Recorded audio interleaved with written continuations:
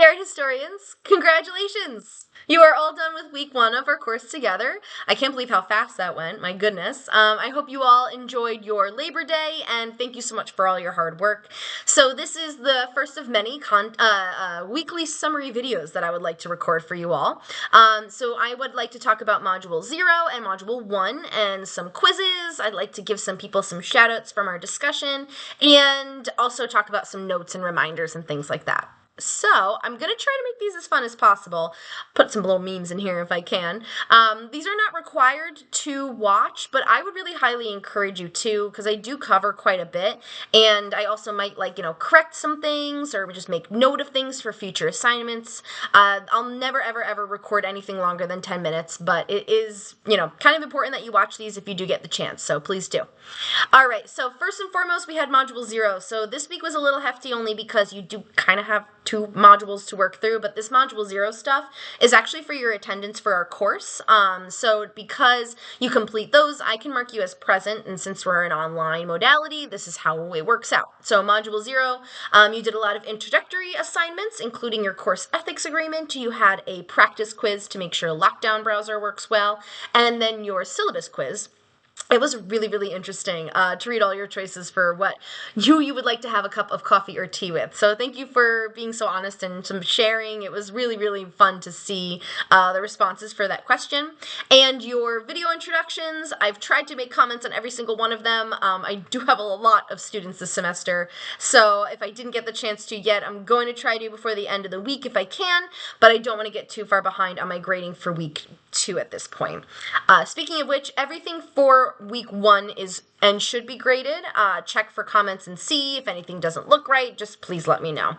So moving right along to Module 1, speaking of grading being done, we started out with 4 units. And so first we had the Byzantium, where we learned all about these golden floaty tesserae figures and maybe a Jesus or two with a John C. Reilly hairline. Ouch. And then we move right along to Unit 2, where we've explored our first part of Islamic art, where we saw artwork that did not have any people on it, only calligraphy, beautiful vegetal designs like lines and leaves and flowers, and some geometric patterning.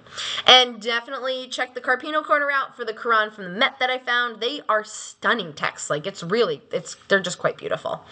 Next, we move right along to the second half of Islamic art.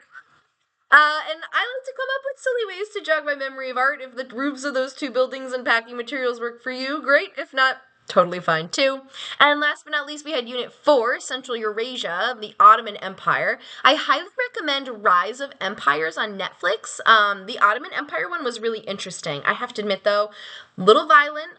It's not one of my favorites, but it was intriguing because I do feel like this might be an era of history that doesn't get the most representation as others per se. So I liked that we got to see that side of it and their interaction with the other cultures around them during this time frame. Now we had our first discussion, and these discussions are going to sort of support the different assignments that you'll have over the course of the next couple weeks, which I'll go into a little bit more when I get to my notes and reminders. But for our first discussion, it was so special to see the artworks that you chose. It kind of reveals a little bit about somebody based on what they're kind of first drawn to, or, choosing something as broad as a piece of art. So it was kind of fun to see the unique pieces you chose, and getting a chance to sort of get to know you all better through your choices and your responses. I mean, sitting still for 10 minutes is not an easy task. I truly am quite awful at it myself. I say I'm a multitasker, but really I think I'm just impatient and don't sit still very well.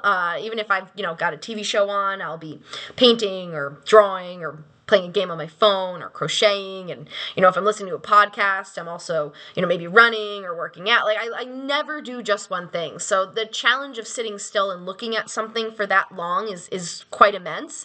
So I am very grateful for your time there. And I want to give some people some shout outs. So first, Gracie, you posted about The Bookworm by Carl Spitzweg. And I thought this piece was so unique. I mean, I really liked also how you had mentioned that the books themselves felt like the main character rather than this bookkeeper, this librarian of sorts. I love reading, so this was a really cute piece to see and kind of special. Allie, your post, I learned quite a bit. I mean, 1900, we have the Anticamina Pharmaceutical Company calendar, the specific page titled No Substitution. And I really think that it's so interesting that you also brought up Memento Mori, or a reminder of mortality, within this work. I mean, those little skelly guys just get me. But this, it feels like a very interesting art piece, like you mentioned, in the context of advertising that's happening in the early 20th century. And I really love the message behind it. It was a super unique choice, and I love learning. So thank you. Vanessa, you had brought up an artist called Katika who uses a crochet technique called Grappagen. I've never heard this before. I do crochet, but like single stitch, double stitch, granny squares. That's pretty much all I got. And I always make things that are way too big. It's like huge blankets, huge hats, huge scarves. I'm not good by any means. So hearing that this was like a next level of cross stitch or crochet, it's just, it looks like this amalgamation of all different kinds of fabric arts, and that was really cool to see. I love that this is also reflective of Klimt, and it's got that like three-dimensional texture to it. Very, very special. And Michelle, last but not least, thank you for talking about the Book of Kells. It was really special to see your tattoo, your souvenir tattoo. I love getting those myself. I've got my little column here from Florence, my little Peruvian llama, and my Rocky Mountains from Colorado. So I do love getting, souvenir tattoos myself. It's a special way to remember these moments, and especially art history. I mean, how can you not? So very cool for sharing. Thank you so much for being, just so open, and for telling us a little bit more about yourself through your artwork choice. Great job, guys. So now we had a couple quizzes here. I just want to, clarify some question responses for our Unit 1 quiz in terms of the early Byzantine mosaics and what material they used to create these very, very reflective surfaces. Marble is not quite as commonly used during the Byzantine. They were really all about that glimmer and that shine. So that's why glass tesserae, or glass pieces of little mosaic that are very, very shiny and reflective, would have been the correct answer here. And then we also have in quiz 4 the illustrations from the Hunar Meme are characterized by their detailed and realistic portrayal of human figures and events, would have been the correct answer here. And I also do want to clarify something too, because a couple people got this wrong. In terms of the Suleymaniye Mosque, what structural element supported a large central dome? And the correct answer here would have been flying buttresses, and I see a lot of people putting pendentives down. And technically speaking, pendentives are like kind of correct. Flying buttresses are like more correct here. And that is because these buildings are using squinches instead of pendentives, which are kind of like smaller pendentives. So that's why that would have been correct. All right, moving right along, I've got some notes and reminders for you. So notes, I wanted to make mention of our notes worksheets. If you see the word patron, I had a couple people ask me about this. It usually refers to the person, the family, the religion, the city, the whoever it is who asked for an artwork to be made, also called commissioning an artwork. And usually they're also paying for the artist for their time or the materials or whatnot. So that would be the patron. Sometimes artworks have very important patrons, like when we get to the Renaissance and talk about the Medici. Sometimes they don't have anybody at all. The artist is making it because they want to, or because it's part of a common cultural practice, a routine of some kind, so they may or may not be listed.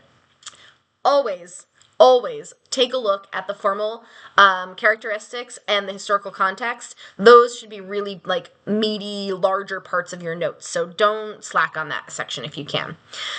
Always check the Carpino Corner, pretty please. I try to put lots of fun stuff in here outside of the curriculum. It's my moment to try to make art history not so academic, and to try to make it fun, and to hopefully show you all that there's more to just like reading books and, textbooks and articles.